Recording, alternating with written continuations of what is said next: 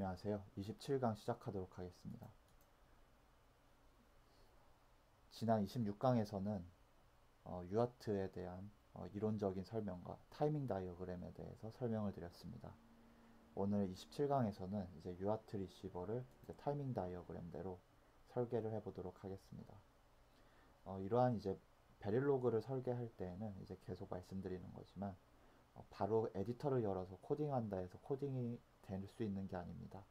가장 먼저 PPT를 여셔서 이제 이러한 타이밍 다이어그램적인 도큐멘테이션을 좀 충분하게 하고 난 다음에 도큐멘테이션 된 설계되어진 정보들을 그저 코드로 옮기는 작업을 해야지, 그저 에디터로만 열어서 메모장을 열어서 베릴로그를 코딩을 하겠다 한다면 이제 에러가 좀 많이 나게 되는, 그것도 이제 컴파일 되지 않는 에러라면 찾기가 쉬운데, 문법적인 에러라면 찾기가 쉬운데, 이제 문법적으로는 에러가 없어서 시뮬레이션도 되는데 이제 정작 동작을 시켜보니까 내가 의도한 대로 제대로 유아트 데이터들이 캡처가 되지 않는 그런 문제가 발생할 수가 있습니다. 그래서 이제 디지털 로직 설계 분야에서는 이제 다른 소프트웨어 설계 분야에서도 그렇겠지만 이제 단순히 어, 컴파일러, 에디터를 켜셔서 코딩을 하기 이전에 가장 먼저 도큐멘테이션을 철저하게 하고서 작업을 하게 됩니다.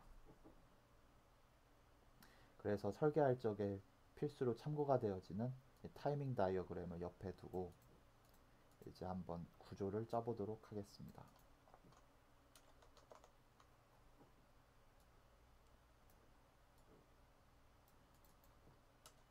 이제 모듈 UART라는 모듈이 있을 것이고요.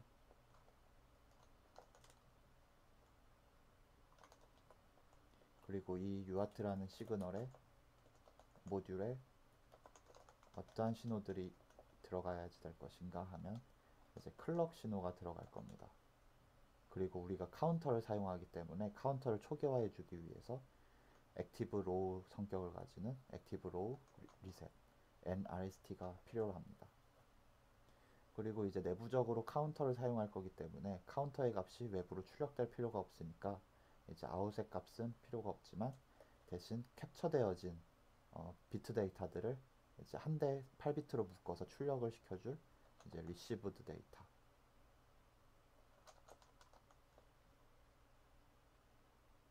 리시브드 바이트가 이제 필요하게 됩니다. 그리고 이제 리시브드 바이트라는 것은 결국엔 TX 신호로부터 이제 시리얼로 전해져 오는 비트 데이터들을 캡처해서 모아둔 것이기 때문에 이제 비트 데이터들을 수신하기 위한 TX선이 필요합니다. 이렇게 해주고 이제 이것에 대한 인풋과 아웃풋 설정은 PPT의 공간 절약을 위해서 좀 생략을 하도록 하겠습니다. 이제 클럭과 RST는 이제 당연히 와이어일 것이고요. 리시브드 바이트는 이제 시프트 레지스터 되어져서 출력되어질 것이기 때문에 레지스터 타입일 것입니다. 그리고 TX 또한 이제 인풋되어지는 것이기 때문에 와이어 타입일 것이고요. 그다음 먼저 카운터를 한번 만들어 보겠습니다. 카운트 CNT는 이제 레지스터 타입이 될 것이고요. CNT의 비트 위드를 정해줘야 합니다. 그럼 CNT의 비트 위드를 몇으로 정해야 할지에 대해서 한번 생각을 해볼게요.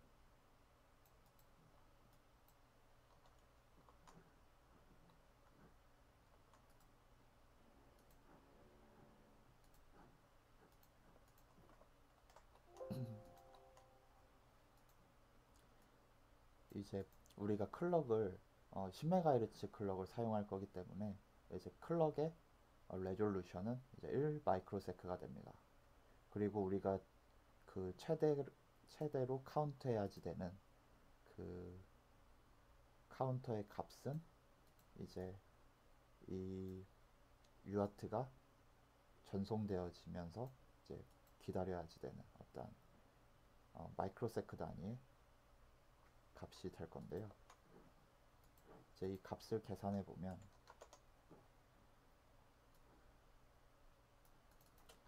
이제 52 마이크로세크가 이제 스타트 비트를 위한 타이밍 딜레이가 되고요. 그 다음부터는 이제 한 개 비트마다 104 마이크로세크씩 생겨납니다. 근데 이 104 마이크로세크가 몇 개 있냐면 이제 8비트를 전송할 거기 때문에 8개가 있게 됩니다. 그러면은 이제 최종적으로는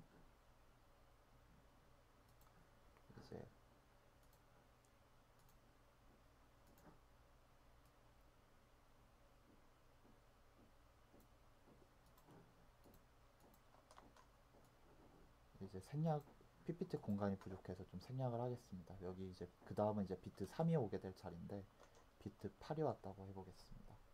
0부터 시작했으니까 비트 7이 오겠죠. 이제 비트 7이 오고 난 다음에 이제 바로 이제 이 부분이 스톱 비트가 될 겁니다. 즉 값이 하이로 뜨게 되겠죠. 여기 직선으로 이제 새로 이제 이 짝대기가 필요한 것은 이제 비트 7이 지금은 1로 표현이 되어져 있지만 만약 비트 7이 로직이 0일 수도 있는 겁니다. 그렇기 때문에 비트가 0이라면 이제 스톱 비트에 해당하는 구간에서는 로직이 하이로 뜰 것입니다. 그런데 만약 비트 7이 로직이 하이였다고 한다면 어차피 스톱 비트는 로직이 하이이기 때문에 딱 짝대기 없이 그저 직선으로 그어지게 될 수 있을 겁니다.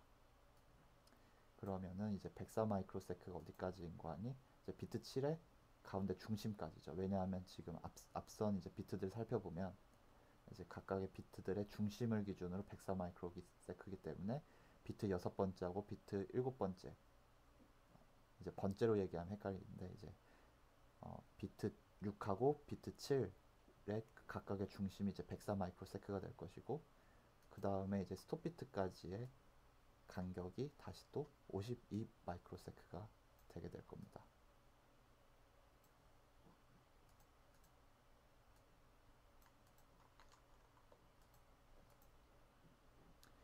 그러고 나면 이제 최종적으로 52 마이크로세크를 또 기다리게 됩니다.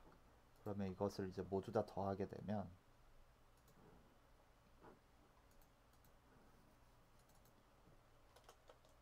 936 마이크로세크라는 값이 나오게 됩니다. 그렇기 때문에 이제 카운터의 값은 이제 1 마이크로세크씩 증가를 하게 돼요. 왜냐하면 클럭의 인풋이 1 마이크로세크마다 라이징 엣지가 뜰 거기 때문에 이제 카운터의 값이 936이다 라는 것은 이제 클럭이 처음 엣지가 뜨고 난 다음부터 그 다음 클럭이 쭈르륵 떴을 때 936이라는 카운터 값을 가졌다는 것은 즉 936 마이크로세크를 기다렸다 라는 뜻이 됩니다. 그렇기 때문에 이제 카운터가 가져야만 하는 비트의 폭이 나오게 되는데요. 936을 이제 포함할 수 있는 0에서부터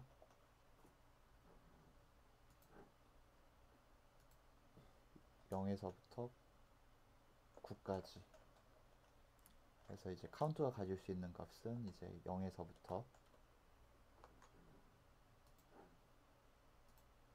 1023이 되어야 됩니다.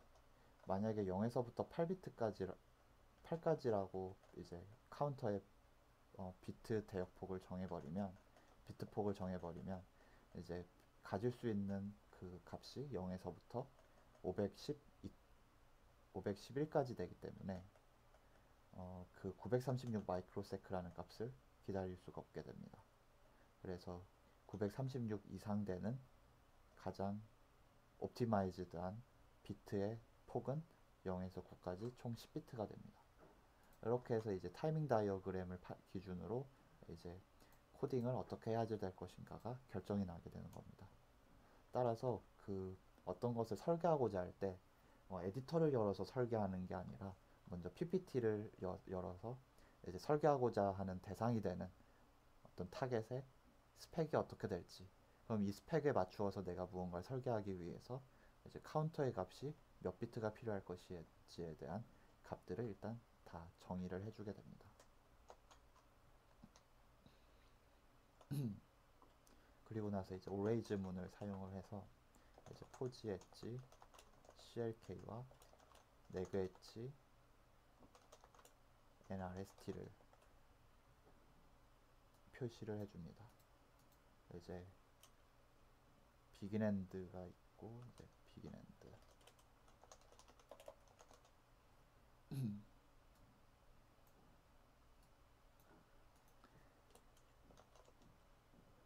그리고 그리고 nrst가 로직이 로우일 때 카운터의 값을 초기화를 해줄 겁니다.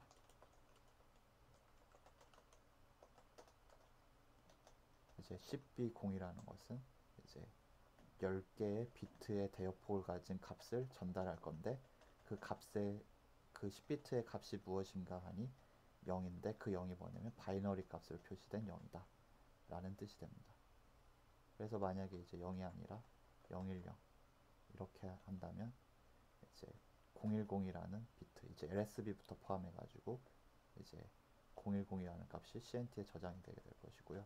만약에 H를 하게 되면 여기 표시가 이제 바이너리가 아니라 헥사 표시를 해야지 됩니다. 그래서 만약에 아까 010이었다고 한다면 이게 헥사로는 숫자 2가 되죠. 그러면 아까 B의 010과 똑같은 표현이 되겠습니다. 그래서 이렇게 카운터를 초기화해주고 else begin end를 해줍니다.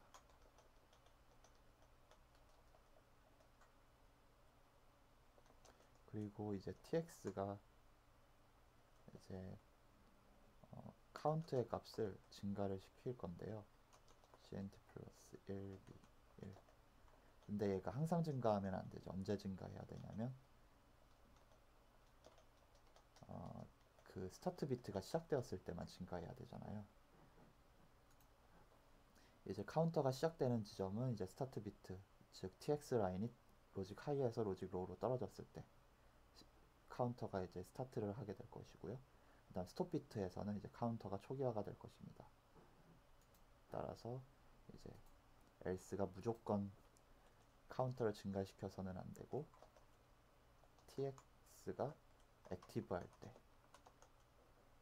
라고 정해 두겠습니다. 그럼 tx 액티브를 이제 레지로 선언을 해 주어서 이제 tx 액티브도 초기화를 해 주겠습니다.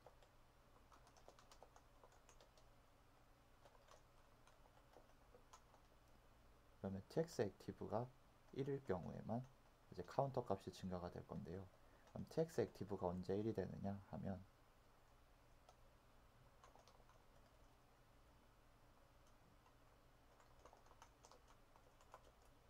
코지 HCLK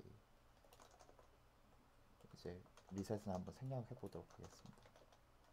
이게 이제 PPT에서 표현하기상 이제 계속 공간이 부족해져서 그러는데요. tx 액티브가 언제 하이가 돼야 될까? 이 조건을 또 잘 생각을 해봐야 돼요. 이제 플래그 개념으로 설계를 하게 되는데요. 먼저 이때 이 스타트 비트가 시작하기 전에는 tx 액티브가 로우일 거예요. 그런데 tx 액티브가 하이가 되는 순간은 이제 tx 라인이 1에서 0으로 죽는 순간이죠. 그래서 만약에 if tx가 0이라면 tx 액티브의 값을 1로 만들어 줄 거예요. 그런데 또 문제가 tx가 0으로 죽는 경우가 스타트 비트 이때뿐만이 아니죠. 만약에 비트 0이 1이었다가 비트 1이 다시 0이었다고 한다면 다시 또 여기에서 이제 로직이 1이었다가 0으로 죽기 때문에 마찬가지로 여기에서 또 걸려버리는 문제가 생길 수가 있습니다. 그런데 이제 한편 이것을 일단 이렇게 냅둬 보고 그러면 이제 tx 액티브가 로우로 죽는 경우는 언제인가 한번 따져보겠습니다. tx 액티브가 이제 로우로 죽어야 될 때는 이제 비트 7이 지나서 이제 이 스톱 비트 구간인데요. 이제 스톱 비트 구간이 언제인가 하면 이제 936 마이크로세크를 기다리고 난 다음입니다. 그러면 이제 만약에 CNT의 값이 936이라고 한다면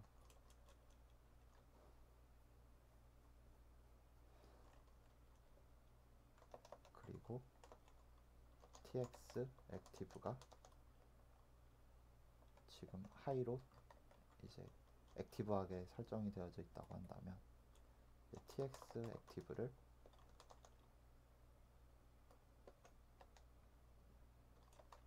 0으로 초기화를 해줍니다. 그럼 이제 tx 액티브가 초기화되는 시점은 카운터의 값이 936 마이크로세크에 도달했을 때가 되고, 그 936 마이크로세크라는 것은 UART 9600 bps 기준으로 스톱비트 기준이 됩니다. 그럼 이제 스톱비트에서 이제 tx 액티브가 이제 0으로 죽게 되면 이제 카운터의 값을 초기화 시켜 주도록 하겠습니다. 이제 리셋의 조건에 이제 리셋이 로이거나 또는 tx 900 cnt의 값이 936이거나, 그러면 이제 카운터의 값도 이제 초기화를 해주고요. 초기화가 되지 않는다면 이제 937 계속 늘어가겠죠. 왜냐하면 카운터의 값이 10비트이기 때문에. 근데 그렇지 않고 이제 카운터의 값이 936에 도달하면 카운터를 초기화해주고 tx 액티브를 초기화를 해줍니다. 그리고 난 다음에 다시 또 이제 tx 액티브가 하이가 되는 순간 한번 살펴볼게요. 지금 얘가 이제 0으로 초기화가 되어져 있고 리셋이 되어져 있지 않다고 한다면 이제 tx 라인을 계속 기다릴 거예요.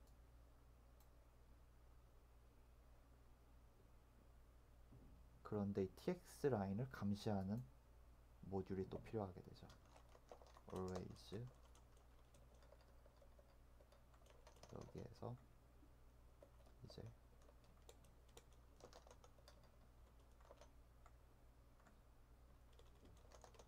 else if tx 액티브가 현재 0이고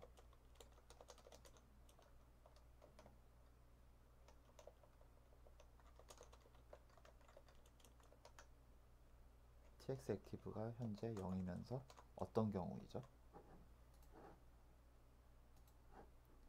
tx 액티브가 이제 0이라는 것은 tx가 이제 하이라는 뜻인데, 하이가 0이 되 이제 tx가 하이에서 0이 되는 순간, 즉 tx가 0인 순간이 되는 거죠. tx가 0이 되는 순간.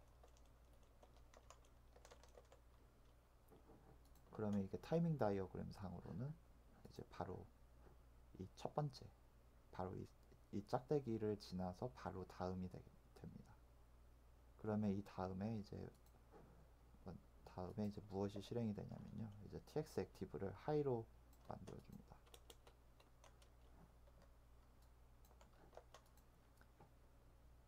그리고 나서 이제 이 오레이즈문 하나가 끝나게 돼요. 왜냐하면 이제 if에서 걸렸으면 또 else if에서 안 걸리고 그냥 바로 끝으로 넘어가는 건 이제 시어너랑 똑같거든요. 그러면 이제 그 다음 시스템 클락이 또 한번 라이징 엣지가 쳤다고 해보겠습니다. 그러면 이제 지금 현재 상황은 이제 tx 액티브가 1이 되어져 있는 상황이고 리셋되어져 있지 않고, 다만 카운터의 값은 아직 증가된 게 없어요. 0이죠. 그러면 일단 여기 if에서 걸릴 수는 없고요.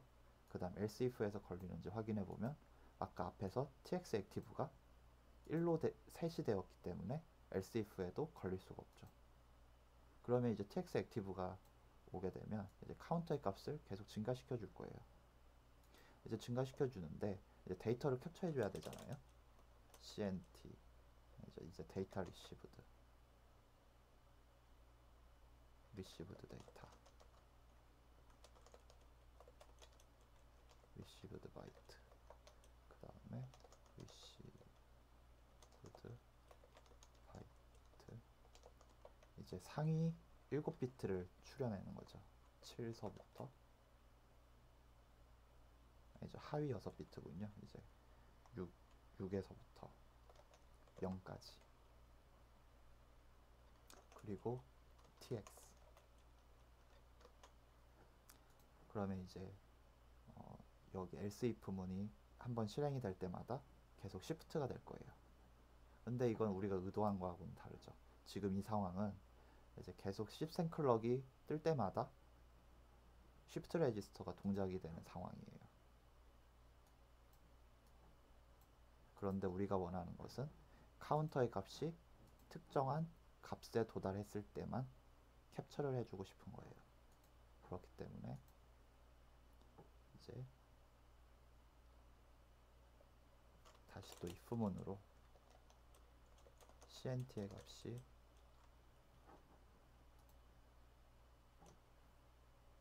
52 플러스 104 그러면은 이제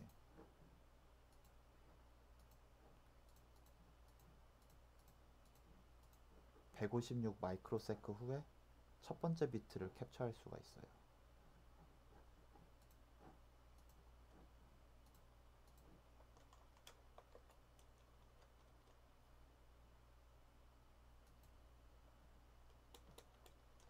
else if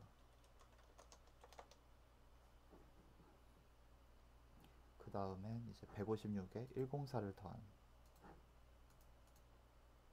104 마이크로세크를 더한 값이 카운터의 값이 되었을 때 이제 정확히 두 번째 비트에 대한 그 캡처할 수 있는 타이밍이 만들어지게 되죠. 이거를 이제 이게 코드가 너무 길어지니까 아예 하나로 이제 적어주겠습니다.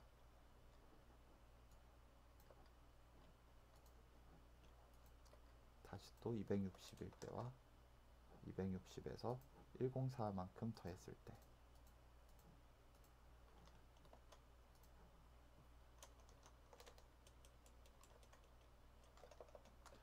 이런 식으로 해서 이제 쭉 마지막 8비트까지 8번째 비트까지 이제 이 시프트 레지스터가 실행이 될 거예요. 이 시프트 레지스터가 언제 실행이 되는가 하면 이제 tx가 액티브일 때 실행이 되기는 하는데 항상 실행되는 게 아니죠. 카운터의 값은 항상 증가되죠. 카운터의 값은 tx 액티브일 때 계속해서 증가가 되고 있어요. 그래서 이제 이 타임 딜레이를 계속해서 자기가 갖고 있는 거죠. 그러다가 타임 딜레이가 이제 104 마이크로세크 더하기 52 마이크로세크 즉 비트 첫 번째 비트의 중심에 위치했을 그 타이밍에 시프트 레지스터를 작동을 시켜주죠. 그리고 난 다음에 또 104 마이크로세크만큼 더 기다린 이 두 번째 비트의 가운데 위치일 때, 즉 260 마이크로세크를 기다린 그 시점에서 또 시프트 레지스터를 실행을 해줄 거예요. 그러다가 이제 이 카운터의 값이 계속 증가를 하게 되잖아요. 증가를 하다가 어느 순간 936 마이크로세크에 해당하는 값이 될 때가 생겨나겠죠. 그러면 이 936 마이크로세크에 의해서 카운터가 초기화가 되고요. tx 액티브가 초기화가 됩니다. 그리고 난 다음에 다시 또 여기 if에서 이제 한번 초기화가 됐으니까 여기는 걸릴 거 없이 이제 오레이즈가 한번 끝나게 되죠. 그럼 이제 그 다음 클럭에서 또 라이징 엣지가 떴다고 해봅시다. 그리고 tx는 아직 비트를 전송하지 않고 있기 때문에 tx 라인은 아직 로직이 하이예요. 이제 로직이 하이니까 이제 여기에서 한번 봐볼게요. tx 액티브가 제로일 때, 그쵸, 방금 전에 tx 액티브를 초기화했으니까 여기는 맞죠. 그런데 tx가 아직 스타트 비트를 전송하지 않았죠. 그렇기 때문에 tx가 아직 1이기 때문에 이 else if에 걸리지 않습니다. 그러면은 이제 그 다음 else if에 걸리는지 확인해 보면 이제 당연하게도 tx 액티브가 아니기 때문에 여기에도 걸리지 않아서 카운터의 값은 증가하지 않게 됩니다. 이런 식으로 이제 UART 리시버 모델을 이제 설계할 수가 있습니다. 이 UART 리시버를 설계하는 데 있어서 가장 중요한 것은 클럭입니다. 이 클럭이 지금은 우리가 10MHz를 사용을 해서 설계를 하였는데요. 만약에 10MHz가 아니라 100MHz를 사용을 해야 한다면 그만큼 카운터가 가져야 하는 값이 커지게 됩니다. 왜 커져야 하느냐? 이 카운터가 이제 클럭 라이징 엣지 한 번 뜰 때마다 카운터의 값이 증가되는데, 그러면 클럭이 도대체 몇 초에 몇 번씩 발생해? 라는 개념이거든요. 10MHz를 사용하게 되면 1마이크로세크당 하나씩 클럭이 발생하기 때문에 100 마이크로세크를 기다리기 위해서는 이제 100개의 펄스를 기다리기만 하면 되는 거예요. 그런데 만약 주파수가 달라진다 하면 그 주파수에 해당하는 시간만큼, 피리오드만큼 클럭을 타이머의 값을 52 마이크로세크가 아니라 다른 값으로 계산이 되어줘야 돼요. 그래서 이 베릴로그라는 디지털 설계 이쪽은 이러한 수학적인 계산들이, 간단한 계산들이 좀 자주 사용이 됩니다. 그렇기 때문에 단순히 이제 뭔가를 설계를 하겠다고 해서 단순히 이제 뭔가 파일을 만들어서 에디터를 바로 열어서 설계를 할 수 있는 것들이 아니라 이제 그 전에 이제 설계하고자 하는 타겟이 되는 시스템의 스펙들을 확인하고 이 스펙들을 클로저 만족시켜주기 위해서 이제 필요로 하는 나의 자산들, 클럭 자산들을 어떻게 할 것이고 그 클럭 자산들을 이용해서 플립플롭들을 어떻게 구성해야지 이제 가장 비트들을 이제 로스 없이 정확하게 8개의 비트들을 캡처해낼 수 있을 것인가에 대해서 이제 코딩할 수가 있게 됩니다. 그래서 이런 것들을 이제 종합적으로 계속 검토해 가면서 이거 내가 뭔가 상황에 대해서 빼먹는 케이스가 있지는 않은가, 그런 것들을 이제 꾸준히 이제 계속해서 생각해주는 연습을 필요로 합니다. 그래서 상상으로 이제 클럭이 첫 번째 떴을 때, 두 번째 클럭이 떴을 때의 상황들을 이제 꾸준히 이제 상상해 가면서 코딩을 하고, 이렇게 코딩이 되어지고 난 다음에 정말 내가 상상을 하면서 실수한 것은 없는지를 이제 모델심이라는 시뮬레이션 툴을 사용해서 이제 작동이 되는 것을 하게 됩니다.